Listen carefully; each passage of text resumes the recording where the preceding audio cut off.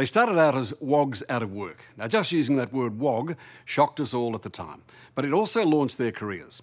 Now the Wog Boys, Nick Giannopolous and Vince Colosimo, are back, and they're back with a much bigger budget.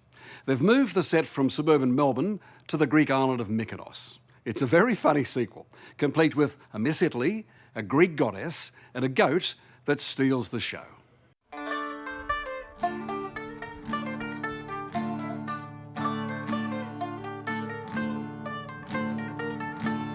This is my neighbourhood, Ray. This is the little street I take from my hotel every day. This is my local 7-Eleven, Ray. He swapped Melbourne for Mykonos. And this, my friend, is what I wanted you to see. My friend Christos Handmade Jewellery Workshop. And there he is, Christos the Bouzouki plain jeweller, my friend. But for someone named Nick Giannopolous, they embrace him like a local. Cheers. Yes, nice to meet you. This will put more Greek hair on your chest, eh? And on your back, too. He may speak Greek with the Richmond accent, but he dances like Zorba. The scotch is helping now. It's like petrol. It's the best way to pick up chicks, mate. I've been doing it for 20 years.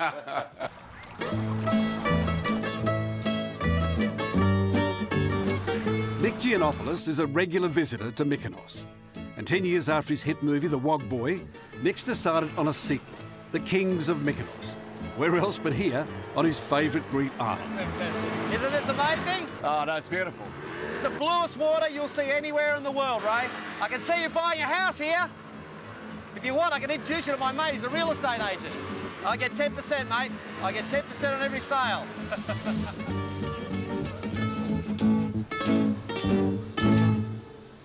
This magical, windy island has been handling invaders for centuries. Where do you start? The Venetians, the Turks, the Russians?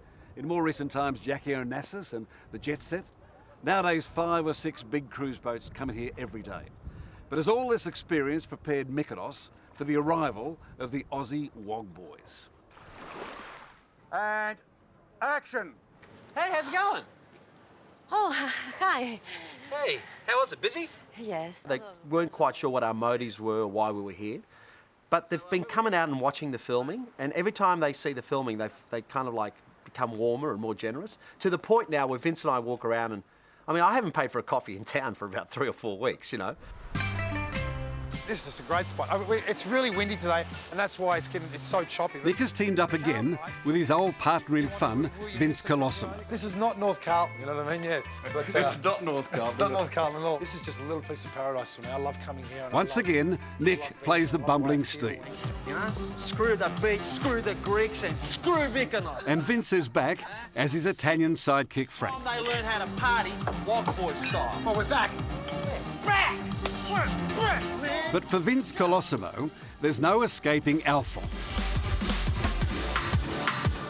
the gangster character that he brought to life in the hit series Underbelly. It's bizarre too when you're sitting in the port of Mykonos and you're having a coffee and you're playing Frank, you're sitting beside Miss Italy and you're trying to pick her up and someone walks past and hey Alphonse, how you going? You know, it's like, it's even here, you know? It's just not right, you know? Not Alphonse, it's Vince, you know? Hello, darling, how are you? Nick and Vince Welcome to Australia. long ago cashed in on their Aussie Wog heritage. It began straight out of acting school, where the boys won fame and notoriety for Wogs Out of Work, then Wogorama, Born to be alive. You see, Mr. Lee, in Australia... and finally their smash hit film, The Wog Boy. Same, everything's same. My father came to Australia on a boat. Yeah. And you came on a boat too. The only difference is your boat was a little bit smaller. Smaller. I love that process of finding out who we are. I love the fact that we're the most tolerant country in the world. You mean that? Yeah, I really do. I really do mean that. Steve Karametzis, shame, shame, shame. You are a cheat.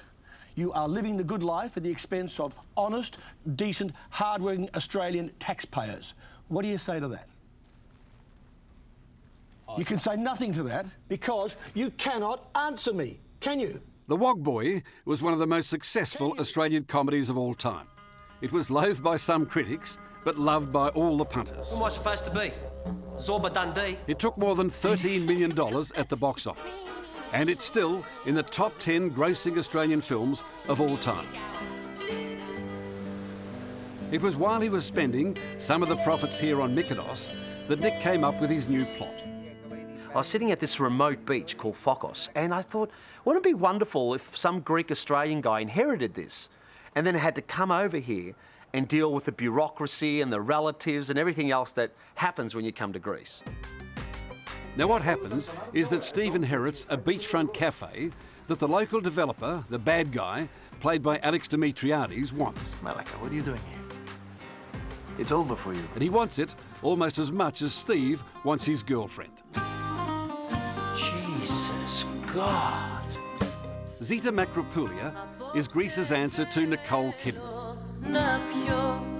You wrote the script, sex scenes. So you... Yeah, I did write a sex scene. It's the only... Look, a guy like me, you know why I love the movies, Ray? Because a guy like me can end up with a girl like Zeta. Okay? Zeta, of course I'm going to write a sex scene. Hey, I'd be crazy not to. Then there's what else but a former Miss Italy for Vince to fall in love with.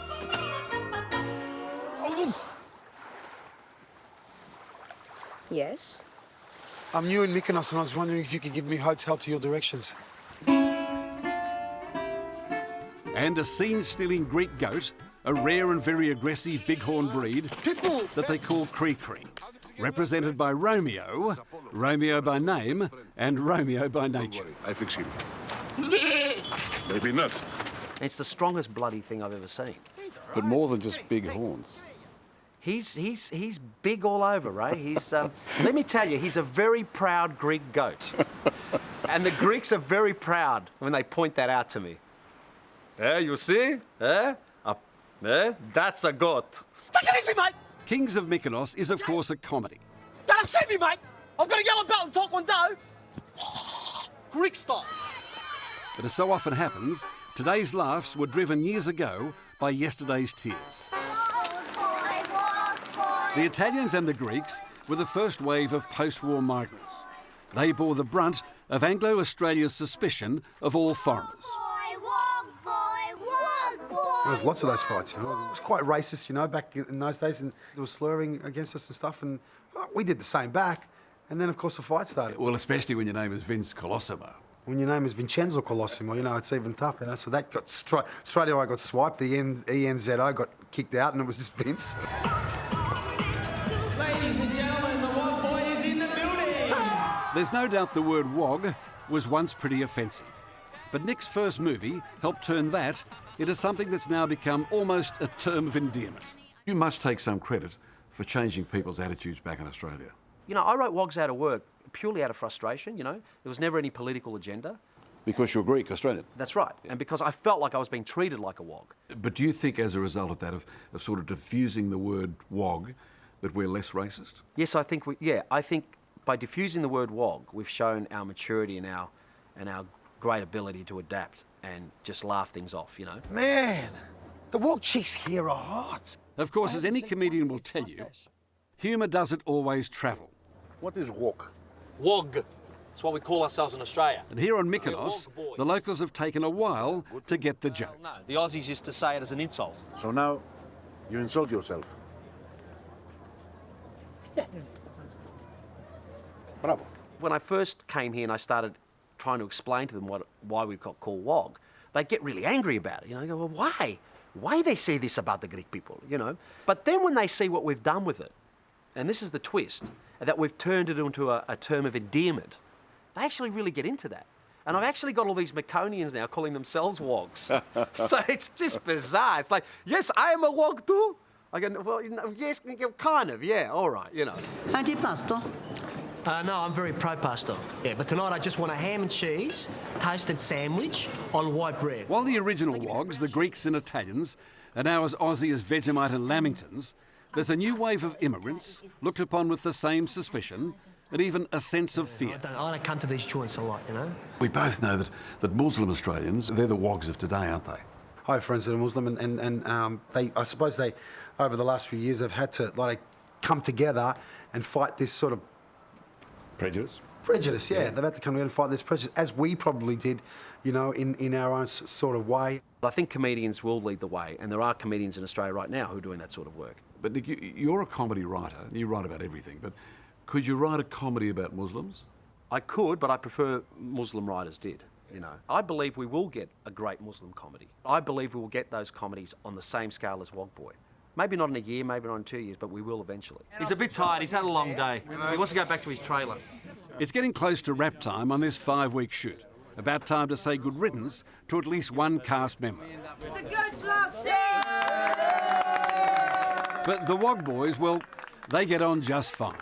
Every time I look up on that screen, he looks fantastic. And I mean, look at this. Excuse me, come in the middle for a sec. All right, girls. See what I'm up against? Come here. Come here. Hey, okay, you got to understand what I'm up against here, right? Look, Mr. Incredibly Good-Looking number 1 and Mr. Incredibly Good-Looking number 2, and then you got me. You know what I mean? I just separated my eyebrows last week, you know? You know, what bonds us all, Alex, Vince, myself, is that we've all had that migrant experience.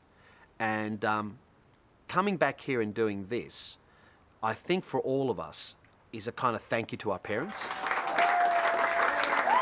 Hello, I'm Tara Brown. Thanks for watching 60 Minutes Australia. Subscribe to our channel now for brand new stories and exclusive clips every week. And don't miss out on our extra minutes segments and full episodes of 60 Minutes on 9now.com.au and the 9Now app.